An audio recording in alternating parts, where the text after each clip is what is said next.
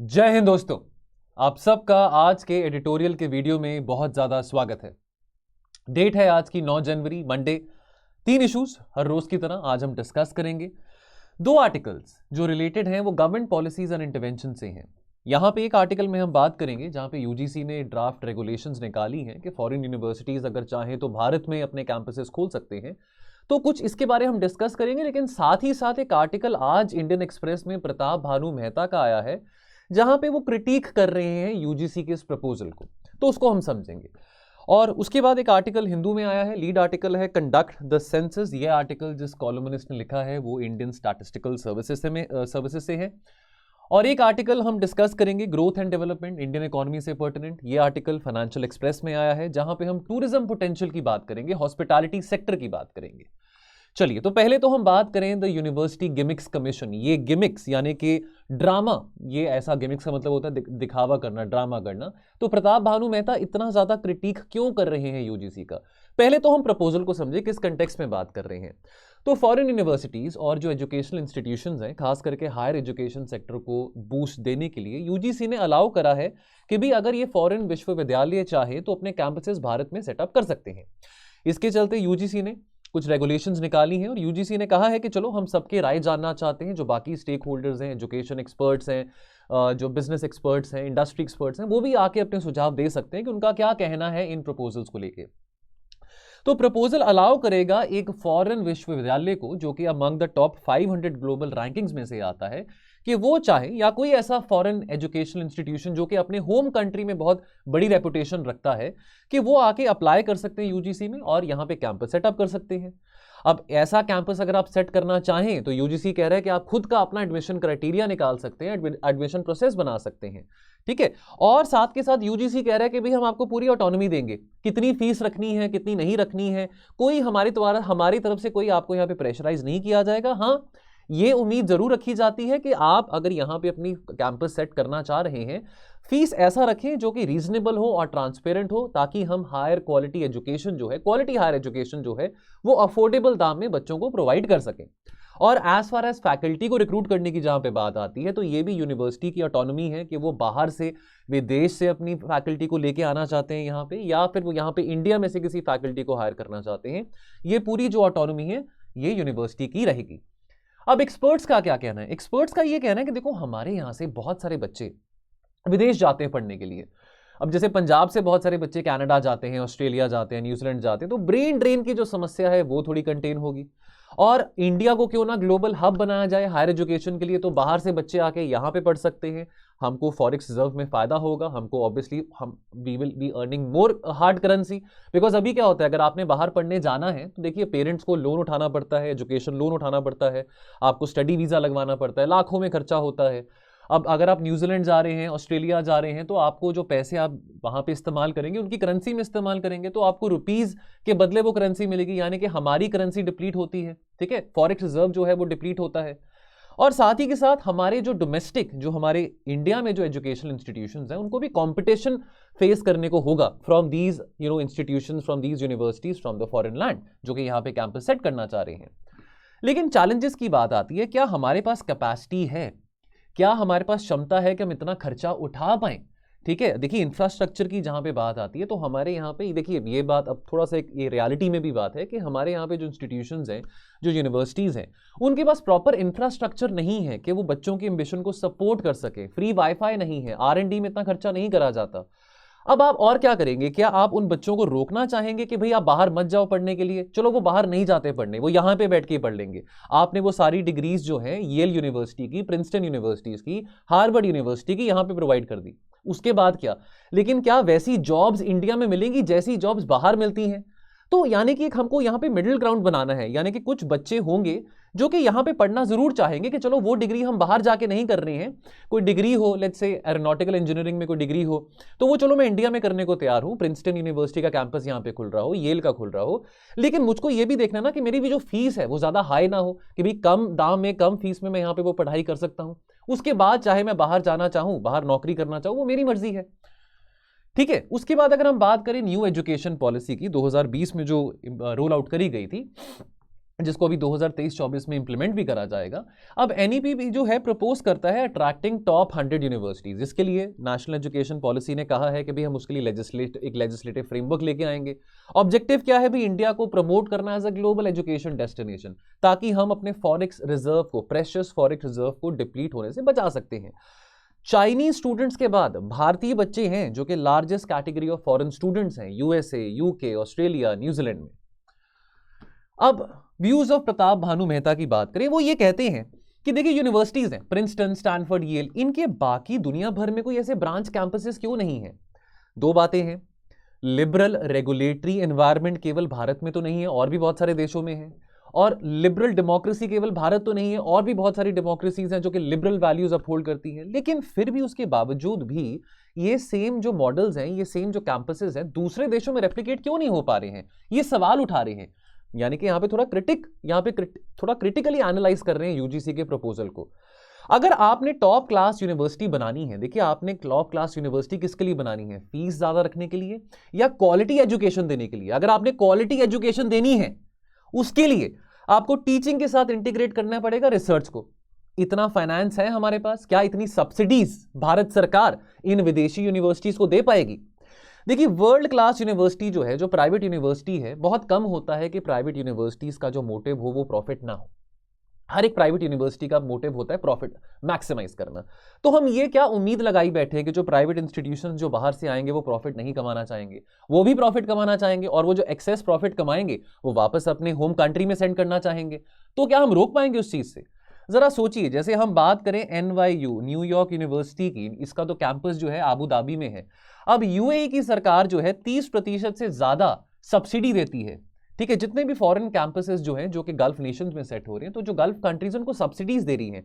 क्या हम सब्सिडीज दे पाएंगे इन फॉरेन इंस्टीट्यूशंस को? तो हमारे जो खुद के जो पब्लिक इंस्टीट्यूशंस हैं वो कहेंगे कि आप हमको तो सब्सिडी दे नहीं रहे हैं, as a proportionate of GDP जो खर्चा एजुकेशन में है वो बहुत कम है, तो इनको हम सब्सिडी देते रहे। ये कहां से बात एडअप होती है? बात सोचने वाली है।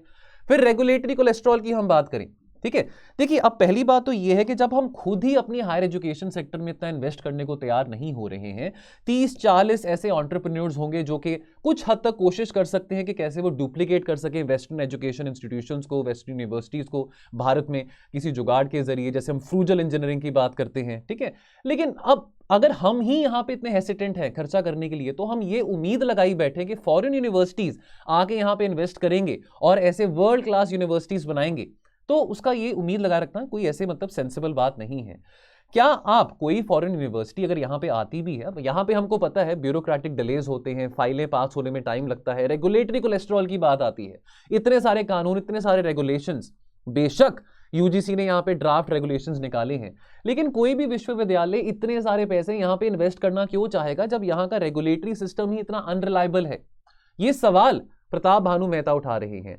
तो जो मंशा की बात है, मंशा तो अच्छी है, यानी कि जो ऑब्जेक्टिव हमने सोचा है हाई क्वालिटी फॉरेन एजुकेशन यहाँ पे किफायती दामों में, अफोर्डेबल दामों में प्रोवाइड करने का, वो तो अच्छी बात है, कोई बुरी बात नहीं है। लेकिन जरा सोचिए, जितने भी फॉरेन कैंपसेस हैं, बड़े बड़े फॉरेन कैंपसेस हैं, उसमें कितने बच्चे पढ़ते हैं? 300 से 400 बच्चे पढ़ते हैं। अब यहाँ पे तो कितने सारे बच्चे हैं जिनको एजुकेशन हमने प्रोवाइड करनी है, क्वालिटी एजुकेशन प्रोवाइड करनी है, कम कॉस्ट में प्रोवाइड करनी है। तो इस बात को कैसे जस्टिफाई कर पाएंगे हम? यानी कि हम यहाँ पे पब्लिक यूनिवर्सिटीज को हम डिमिनिश कर दें, बिल्कुल खत्म कर दें, और ऐसे प्राइवेट यूनिवर्सिटीज को, फॉरेन यूनिवर्सिटीज को यहाँ पे मशरूम करने का मौका दें। लेकिन क्या 300-400 बच्चे ही पढ़ेंगे वहां पे? तो यहाँ पे हम ये भी देखें कि डिमांड बहुत ज्यादा है एजुकेशन की, क्वालिटी एजुकेशन की।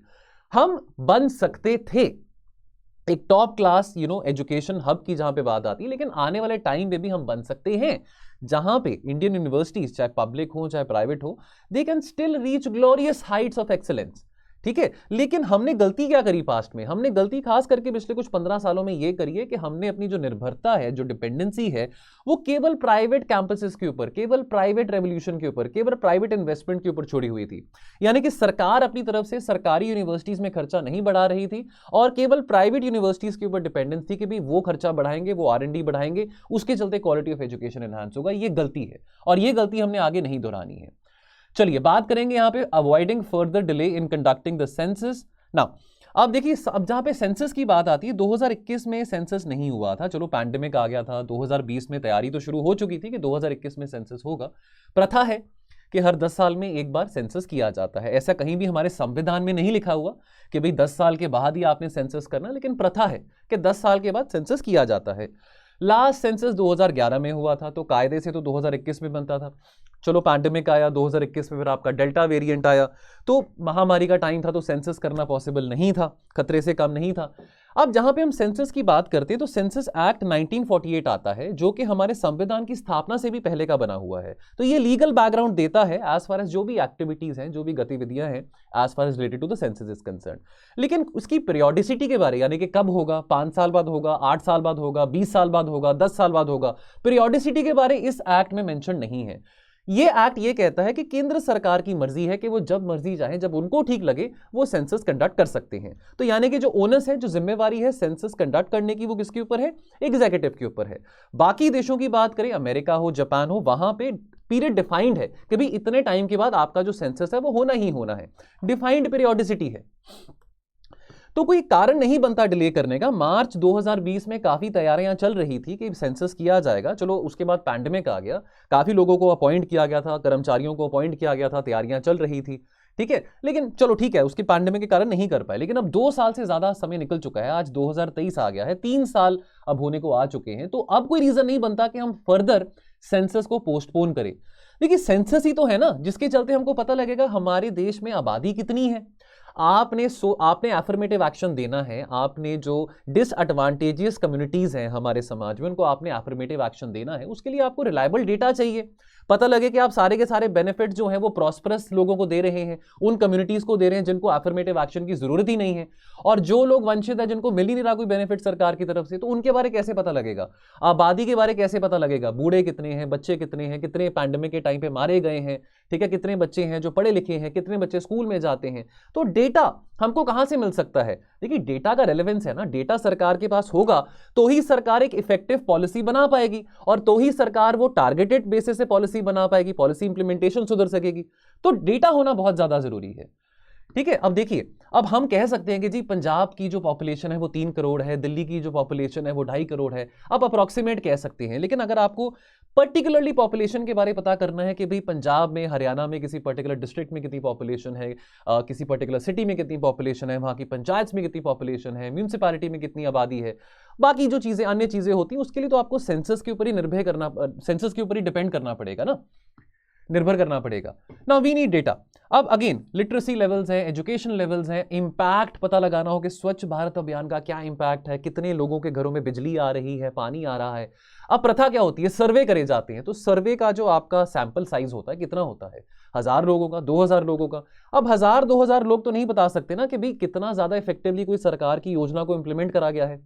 तो ज्यादा इफेक्टिवली कौन बता सकता है? वो सेंसस बता सकता है। इस करके यहां पे बार बार कॉलमनिस्ट कह रहे हैं कि कोई कारण नहीं बनता कि हम डिले करें सेंसस की एक्सरसाइज को। हमने आरक्षण देना है, खास करके अगर हम डिसएडवांटेजेस कम्युनिटीज की बात करें, शेड्यूल कास्ट, शेड्यूल ट्राइब्स की बात करें, कहां पे हम उनको रिजर्वेशन देते हैं? पार्लियामेंट में, स्टेट लेजिस्लेचर में, अर्बन लोकल बॉडीज में, रूरल लोकल बॉडीज में, सरकारी सर्विसेज में। कैसे पता लगेगा हमको इनके बारे? सेंसस के जरिए पता लगेगा, ठीक है। पंचायत और म्यूनिसिपल बॉडीज की जहां पे बात आती है, जो आरक्षण रखा जाता है, रिजर्वेशन जो रखी जाती है for the schedule caste and schedule tribes, that is based on what? The proportion in the population. अब 2011 का सेंसस था, अब उनका कितना प्रोपोर्शन बढ़ा है पॉपुलेशन में या कितना घटा है, ये सेंसस से पता लगेगा, ठीक है। कितने तेजी से पिछले 10 सालों में जो कॉम्पोजिशन है पॉपुलेशन का, माइग्रेशन हुआ है, रूरल टू अर्बन माइग्रेशन हुआ है, तो ये कॉम्पोजिशन बदला है। अब पिछले 10 सालों में बहुत तेजी से कॉम्पोजिशन ये बदला है, तो उसके लिए हमको सेंसस बहुत जरूरी है। रूरल अर्बन, यहां पे डिस्ट्रीब्यूशन पॉपुलेशन की बात आती है, लोगों की अब एस्पिरेशंस हैं, वो बड़े बड़े शहरों में जाके नौकरी करना चाहते हैं। High population growth urban areas में देखने को मिल रही है, less population growth rural areas में देखने को मिल रही है। कुछ ऐसे बड़े बड़ी जो सिटीज हैं वो बहुत तेजी से ग्रो कर रही हैं as compare to the other mega cities also. Bengaluru की बात हो, पुणे की बात हो, ठीक है, मुंबई की बात करें, तो ये सब चीजें कैप्चर कैसे होंगी? सेंसस के जरिए कैप्चर होंगी। अब यहां पे डीलिमिटेशन की जहां पे बात आती है, तो जो डीलिमिटेशन ऑफ कॉन्स्टिट्यूएंसीज हैं, ये अभी जो यानी कि डीलिमिटेशन एक्ट 2002 के चलते जो डीलिमिटेशन ऑफ कॉन्स्टिट्यूएंसीज हैं, पार्लियामेंट की बात करें, हम विधानसभा असेंबलीज की बात करें, that is based on the 2001 census. अब उस वक्त 2002 में यह बात तय करी गई थी कि जो अगली डीलिमिटेशन एक्सरसाइज होगी जिसके चलते पार्लियामेंट्री सीट्स अपॉइंट करी जाएंगी, यानी कि अब ये तो नहीं होगा ना कि हमेशा से 500 आगे जाके भी हमेशा ही 545 लोकसभा की सीट्स रहेंगी, बढ़ेंगी। उसके लिए क्या डिसाइड किया गया था कि 2026 के बाद जो नेक्स्ट डीलिमिटेशन एक्सरसाइज कंडक्ट करी जाएगी, तो 2026 के बाद जो नया सेंसस होगा यानी कि कायदे से वो 2031 का सेंसस बनता है, तो उसके निर्भर पे हम डीलिमिटेशन एक्सरसाइज कैरी ऑन करेंगे और definitely they will be increase in the number of parliamentary seats among the states. लेकिन अभी 2021 का सेंसस ही नहीं हुआ है, तो बहुत जरूरी है कि इसमें हम देरी ना करें। 2023 आ चुका है, तो जल्द से जल्द इस सेंसस को कंडक्ट करें। ये ना हो कि अभी ये सेंसस हो ही ना और सीधा 2031 में जाके सेंसस हो। लास्ट आर्टिकल यहां पे बात करेंगे unlocking the potential of hospitality. Tourism की बात करते हैं। Tourism hospitality sector suffered the most in the pandemic. बहुत सारे जो लोग थे, बहुत सारे लोगों को नौकरी से निकाला गया था, बेरोजगारी काफ़ी ज़्यादा हुई थी। जो लोग होटल्स में काम करते थे, रेस्टोरेंट्स में काम करते थे, ठीक है, क्लब्स में काम करते थे, खास करके टूरिज्म, गोवा है, हम नॉर्थ ईस्ट की बात करें, हम केरला की बात करें, कितनी सारी ऐसी जगह थी जो कि हिट हुई थी बिकॉज ऑफ द पैंडेमिक। लोग ट्रैवल नहीं कर रहे थे, लेकिन अब लोग फिर से now they are flying again. Domestic travels भी हो रहे हैं, इंटरनेशनल ट्रैवल्स भी हो रहे हैं, फिर से एयरपोर्ट्स बहुत क्राउडेड हो चुके हैं, होटल्स जो हैं वो वेल बुक्ड हैं, ट्रैवलर्स अब नई जगहों पर घूमना चाह रहे हैं, ठीक है। लेकिन काफ़ी डिफिकल्टीज, काफ़ी चुनौतियां आई टूरिज्म सेक्टर के लिए, हॉस्पिटैलिटी सेक्टर के लिए, लेकिन फिर भी इस सेक्टर ने काफ़ी अच्छे तरीके से फिर भी परफॉर्म करा, रिजिलियंस दिखाया। भारत के पास G20 की प्रेसिडेंसी है। कितने सारे लोग आएंगे भारत में ये G20 की प्रेसिडेंसी के चलते, कितने सारे डिग्निटरीज आएंगे फ्रॉम अक्रॉस द वर्ल्ड। और हमारे यहाँ पे तो वैसे भी कहते हैं ना, प्रथा है कि भाई हम यहाँ पे मेहमान को भगवान का दर्जा देते हैं, तो हमको शौक है हॉस्पिटैलिटी का। हमारे घर में कोई गेस्ट आता है तो हम उसको भगवान का दर्जा देना चाहते हैं, अतिथि देवो भव जिसको हम कहते हैं। तो ये हॉस्पिटैलिटी कंपनीज के लिए भी मौका है कि वो शोकेस कर सकते हैं भारत की सभ्यता को, भारत के ट्रेडिशन को, भारत के कल्चर को। और इसके लिए सरकार के पास भी मौका है ऐसे टूरिज्म को प्रमोट करने का, ठीक है, टूरिस्ट फ्रेंडली डेस्टिनेशंस को प्रमोट करने का। कितनी सारी सिटीज में G20 की डिफरेंट मीटिंग्स कंडक्ट करी जाएंगी, ठीक है। तो सरकार को प्राइवेट सेक्टर के साथ, हॉस्पिटैलिटी सेक्टर के साथ कंधे से कंधा मिला के इस मौके का फायदा उठाना है। पोटेंशियल ऑफ टूरिज्म की बात करें तो टूरिज्म किसी भी देश में एक बहुत मेजर ड्राइविंग फोर्स माना जाता है फॉर इकोनॉमी। इसका मल्टीप्लायर इफेक्ट है, डायरेक्ट जॉब्स और इनडायरेक्ट जॉब्स क्रिएट होते हैं। अब अगर आप कहीं घूमने जाते हैं, अब लेट्स से आप गोवा घूमने जा रहे हैं, कहीं हिल स्टेशन में घूमने जा रहे हैं, तो वहां पे आप केवल होटल में थोड़ी रहते हैं, बाहर भी घूमने जाते हैं, साइट सीइंग के लिए जाते हैं, आप किसी गाइड को हायर करते हैं, फिर आप किसी ढाबे पे जाते हैं, किसी रेस्टोरेंट में जाते हैं, किसी फेमस ईटिंग स्पॉट पे जाते हैं, कैब्स आप यूज करते हैं। तो इन लोगों को भी यहाँ पे कुछ ना कुछ पैसे मिलते हैं ना, इनको भी रोजगार का अवसर मिलता है। तो कितने लोगों का जो रोजी रोटी है टूरिज्म के ऊपर डिपेंडेंट है। अब वो चाहे नॉर्थ ईस्ट की बात करें, चाहे हम कश्मीर की बात करें, तो कितना पोटेंशियल है कश्मीर में, नॉर्थ ईस्ट में। In fact after the abrogation of article 370 Kashmir में टूरिज्म बहुत रिवाइव हुआ है। तो बहुत जरूरी है इन इकोनॉमीज को यहां पे सपोर्ट करना as far as tourism is concern, in state economies को सपोर्ट करना। अब यहाँ पे गोवा की अगर बात आती है तो गोवा का यहाँ पे आंकड़े क्या कहते हैं, टूरिज्म कंट्रीब्यूट करता है गोवा की 16% ऑफ जीडीपी और लगभग 35% लोगों को जो नौकरी मिलती है गोवा में, डायरेक्ट एम्प्लॉयमेंट मिलती है जो गोवा में, that is because of tourism. ये आंकड़े हमारे सामने, और कितनी सारी जो परसेंटेज ऑफ पॉपुलेशन है वो इनडायरेक्ट जो अपॉर्चुनिटीज मिलती है।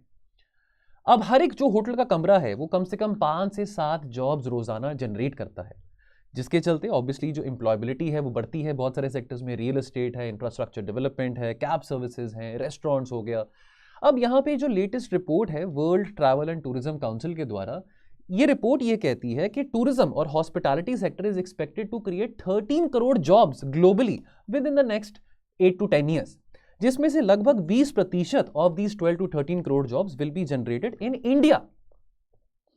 तो सरकार को सपोर्ट करना, सरकार की यहां पे जो सपोर्ट रहेगी हॉस्पिटैलिटी सेक्टर के साथ, वो बहुत इंस्ट्रूमेंटल रोल प्ले करेगा। पोटेंशियल बहुत है टूरिज्म का। यदि आपसे पूछा जाए, प्लीज इस बात को नोट कर लीजिए, यदि आपसे टूरिज्म सेक्टर का पोटेंशियल पूछा जा रहा है, आपने फैक्चुअल वहां पे चीजें कोट करनी है, तो आप वहां पे लिख सकते हैं कि आने वाले समय में ये जो सेक्टर है, this is bound to grow 3 times compare to the pre pandemic levels, यानी कि this can touch $250 billion by 2030। और आने वाले 25 सालों में, 24-25 सालों में tourism hospitality sector can reach $1 trillion. That is quite remarkable. तो यहां पे अब ट्रैवल और टूरिज्म इंडस्ट्री भी अपने आप को इवॉल्व कर रहे हैं, लोगों को डिजिटल एक्सपीरियंस देने की कोशिश कर रहे हैं, डिजिटल सॉल्यूशंस निकाल रहे हैं, इनोवेटिव सॉल्यूशंस निकाल रहे हैं, कस्टमर एक्सपीरियंस को एनहांस कर रहे हैं, ठीक है। तो यहां पे देखिए टूरिज्म सेक्टर जो है कैपिटल इंटेंसिव इंडस्ट्री है, तो टूरिज्म सेक्टर को भी स्ट्रगल करना पड़ रहा है अभी भी कि कैसे वो और कैपिटल को और पैसे को अपनी तरफ अट्रैक्ट कर सके, है ना। अब इसके लिए सरकार को भी यहां पे सहायता दिखानी बहुत ज्यादा जरूरी है। तो सजेशन दिए गए हैं कि क्यों नहीं सरकार इंफ्रास्ट्रक्चर स्टेटस दे देती है टूरिज्म सेक्टर को। इससे क्या होगा, प्रायोरिटी सेक्टर लेंडिंग मिल सकती है टूरिज्म सेक्टर को, चीप लोन्स मिल सकते हैं, थोड़ा रेगुलेटरी ईज भी लेके आने को यहां पे सजेशन दिया गया है, टैक्स कंसेशंस की यहां पे बात करी गई है, ताकि इस सब के चलते टूरिज्म सेक्टर जो है और इन्वेस्टमेंट अट्रैक्ट कर सकता है। Then very importantly tourism sector को इंडस्ट्री स्टेटस देने की बात करी गई है, बिकॉज अगर इंडस्ट्री स्टेटस टूरिज्म सेक्टर को मिलता है तो क्या होगा, तो टूरिज्म सेक्टर से पर्टिनेंट जो पॉलिसीज बनाई जाएंगी वो प्रायोरिटी मिलेगी केंद्र सरकार से भी और राज्य सरकार से भी, यानी कि इंडस्ट्रियल पॉलिसी में टूरिज्म सेक्टर को भी बहुत ज्यादा प्रायोरिटी मिलेगी। तो यहां पे कुछ सुझाव दिए गए हैं as far as the tourism sector is concerned. Question of the day, travel and tourism offers promising growth and is at an important inflection point in India's growth story. Comment करें इसको 150 वर्ड्स में। इस answer को आप post कर सकते हैं हमारे टेलीग्राम ग्रुप में, editorials with means answer writing, यदि आप इस ग्रुप का पार्ट बनना चाहते हैं। तो अगर आप अभी वीडियो देख ही रहे हैं तो डिस्क्रिप्शन बॉक्स में आपको लिंक दिखाई देगा, क्लिक करेंगे तो आपको हमारे टेलीग्राम चैनल के टुवर्ड्स रीडायरेक्ट किया जाएगा, जहां पे शाम को 6 बजे मॉडल आंसर और बेस्ट आंसर दोनों ही पिन किए जाते हैं। सो दोस्तों आज के एनालिसिस में इतना ही रहेगा, मिलेंगे हम कल और चर्चा के साथ और एनालिसिस के साथ। आप अपना ध्यान रखें और पढ़ते रहें। थैंक यू सो मच, जय हिंद।